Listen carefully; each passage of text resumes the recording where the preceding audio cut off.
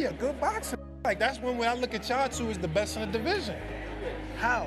Show me something that he did spectacular. Show me something that he did outrageous. Show me. Right. His power not outrageous. Okay. What defense? You think he got defense? He just jumped. You never see him slip no punch. You never see him slip no punch. Go look at it. You see him back up from a lot of people. Back up, move around. He don't got no technique. And his offense is the same thing. Go look at his fights. So I probably put him on game. Yeah, hold on, but you feel like it's easy work though. You like, come on, bro. Do you ever think we'll see you in Tank? Realistically. Man, I ain't gonna lie. I'm gonna keep it 100 with you. I don't really like talking about him. Yeah. Cause like the way that he move is goofy to me. Like it's some weird. So like I really don't like speaking on him. But like if same thing that Fighting perspective. Same thing that I said with Tio. If anybody got issues with me or feel some type of way about me, you could come see me on Fight Night and resolve every issue that you got. Yeah. I stand by that with anybody. Gervonta Tank Davis sparked controversy during a heated live interview when he took direct shots at Shakur Stevenson, claiming Shakur lacks real skills and questioning whether his style can entertain fans. The comments reignited tension between two undefeated stars many believe are destined to collide. People that can actually hit. No matter all that boxing, you going to get hit. Tank has repeatedly criticized Stevenson over the years, calling him a boring fighter and doubting his punching power. According to Davis, Shakur's style doesn't excite audiences, and he believes fans don't embrace the kind of technical boxing Stevenson brings to the ring. Stevenson, well, of course he's now at 135 after all that stuff, and then Devin Haney. Right, so why people even talk like he the best at, he didn't even fight at 135 yet. Right. He didn't even have power at 126, 126, 30 or none of that. He is good. Okay. How can you, all that? But Shakur Stevenson sees something deeper behind Tank's hostility. Stevenson believes Davis views him as the biggest threat in the division, even if he refuses to admit it publicly, and says that's why Tank reacts so emotionally whenever his name comes up. Competition. As you get older, you start to know what competition is, and he kind of looked at me like I feel like I was a threat, which is rightfully so. Like I don't blame him for the way that he looked at me, but it is what it is. It's two guys that just want to be the best in our sport, and we were ready to lay it all on the line. Did he say to you like, "Yo, I don't want to be friends," or we can't, or is it just like a gradual thing where it started to become more distant?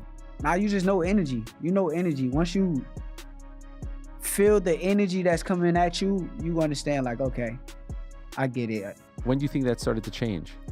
I think as he kind of matured and got older. Once you get older and mature, his energy kind of let it be known like, yeah, you the ops. Several analysts have argued that Gervonta's knockout power alone may not be enough against Stevenson. Some compared the matchup to Deontay Wilder versus Tyson Fury, where elite skill, defense, and ring control were able to neutralize devastating power. Across Shakur Stevenson, I'm going to say it here on the front page, and Tank, I love you, brother, and still would love to talk to you. 100. But when you get in there with Shakur, it's going to remind me of Deontay Wilder fighting Tyson Fury. Ooh. Yeah.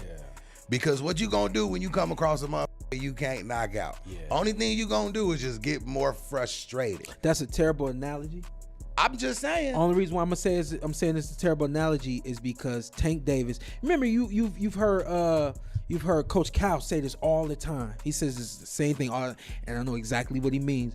We just waiting on somebody to pull it out of him. You ever hear him say that? Yeah, yeah. We got so much. It's just we ain't been able to show it because ain't nobody been able to pull it out of him. We looking forward to the big fights. We looking forward to the big matchups because those are the kind of people that's gonna pull it out of him. So with a fight with Shakur, you're gonna see this boxing style. Andre Ward has also spoken highly of Shakur Stevenson, praising his talent and long-term potential. Ward described Stevenson as a true student of boxing, disciplined, constantly learning, and committed to refining every part of his craft. Yeah, but he's so talented and gifted, man, you know. You also got to trust what he's seeing in there. You know, we on the outside, you know. But I think he put on a tremendous performance, and obviously, you know, the level he's at, you always look for things he could do better. Ward added that the boxing world still hasn't seen Shakur's full ceiling, arguing he's still evolving and has yet to be tested against every elite challenge available, which leaves room for even greater performances ahead. Not done yet, you know. It's not done yet. He's a great for sure. How great, we gonna see.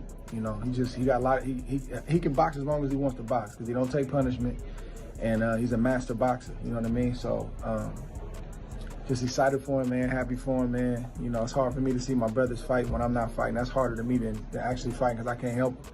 So I'm just happy it's over, man. I'm happy he got the win. And Terrence Crawford backed Stevenson as a serious problem for Tank, saying Shakur has the skill, ring IQ, and discipline to outbox Davis. Crawford believes Stevenson's defensive mastery and control make him one of the few fighters capable of beating Tank. Your little brother, you know what I'm saying, Shakur, that's the fight. Everybody want to see that. That's the 50-50, I think, you know what I'm saying? I've been saying 50-50. I told both of them that. That's a toss-up to me. No bias. Don't just say that because it's your man. Who you got winning that? I got Shakur. Are you saying that because that's your man and you don't like Tank? No. Hey, like I said, I respect Tank. Like, boxing, he's one of the ones. Yeah. we gonna take his personality and personal things out of it. But boxing, he's definitely talented. You know what I mean? And he's definitely got that it.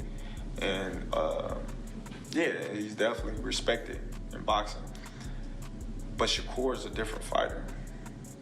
You know, Shakur's different. You know, people may call him boring. People may say he can't punch. But they say the same thing about Floyd. Because they defensive fighters. Yeah. Tank is not going to be able to hit Shakur like he hit everybody else. And he know that. He knows that. That's why he's like, he's boring. He's this, he's that. He's trying to diminish everything that Shakur have done. John Porter echoed that view, insisting Davis can't rely solely on landing a knockout against Stevenson. Porter said Tank understands Shakur's defense and intelligence create a far more difficult puzzle than most opponents he has faced. Everybody thinks that Tank is going to go in there and just knock out Shakur. That's not going to happen. But it didn't take. It shouldn't have taken this fight. I knew he couldn't. For people to realize that. Right. I knew that too. But yeah, Shakur is a defensive specialist. And I've been saying this for a long time. If you pay attention to how Tank would react whenever Shakur's name came up, I was like, yo, it's something that Tank knows that most people don't know or understand. There's something that he sees in Shakur. It could be the fact that Shakur was a 2016 silver medalist. You know, he's got a lot to do with it. He's that, you know, the silver child of the country, and you know, there's no telling. But this is what I've always known. It ain't just a big straight left or a big left right hook coming from Tank that's going to end that night. That night is going to be the most strategical you've seen both these guys ever be in a fight. I don't know if we're going to ever get it. I think we will. You think we will, huh? For sure. Who else is there for if Tank trying to prove he's still the man?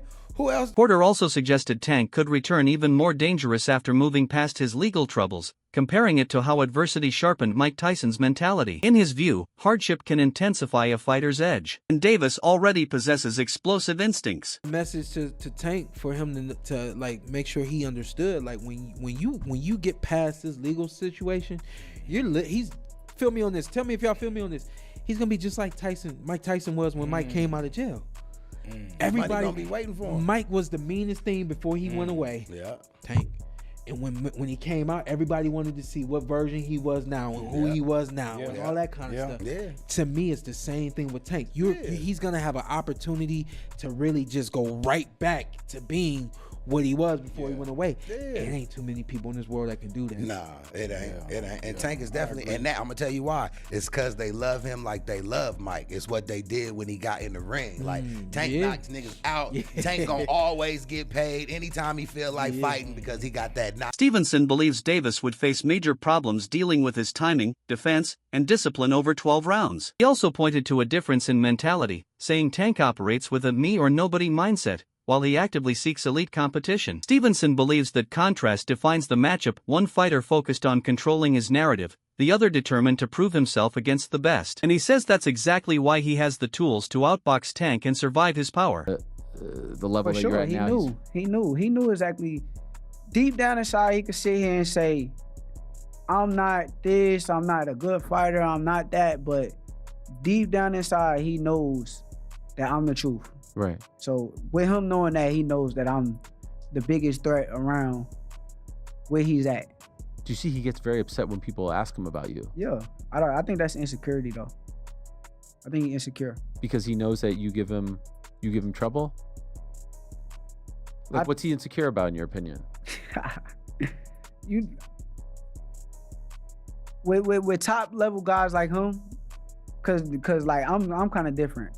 I look at things like competition, but like his mentality is more so like it's either me or it's nobody.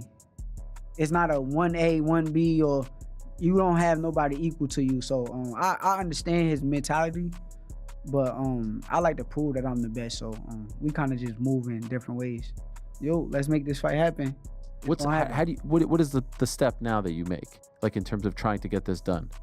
I think the main step is one of us gotta find a way to reach out and try to get the fight to happen. It can't be no little kid shit. It can't be no back and forth, go back and forth. We gotta be grown men and get the fight done. Like, that's how I feel. I would love to talk to him and have a real conversation and make this fight happen. But you know, some guys be kind of egotistic, so I don't know where his ego is at. When's the last time you spoke to him privately?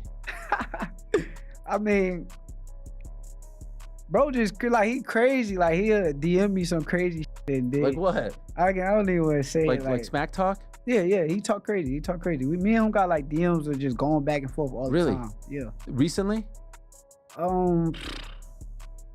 Not too long ago.